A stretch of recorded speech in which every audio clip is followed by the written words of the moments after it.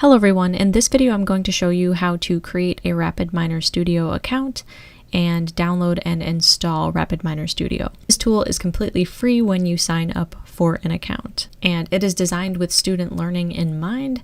However, it is powerful enough for certain types of analysis. So there is a link here to written instructions if you'd prefer to go that route. Otherwise, go ahead and click on the second link that will take you to the RapidMiner Studio platform page. The first thing you'll need to do, if you haven't already, is create an account. So you'll go ahead and click on account.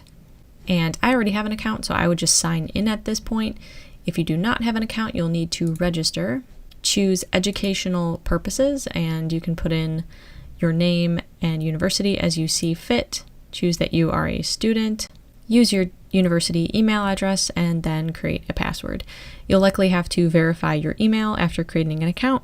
So go ahead and head to your email after setting this up and verify your account. Once you've verified your account, you can go ahead and sign in.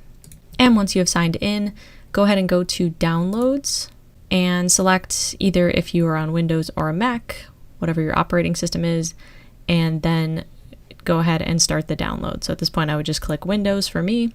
It will play a tutorial video for you if you like. You're welcome to skip over that. But at this point, you'll have the executable and can run it from there. So I'm going to go ahead and demo this. So click on the executable. I'm going to say install anyway, and then go ahead and accept the license agreement.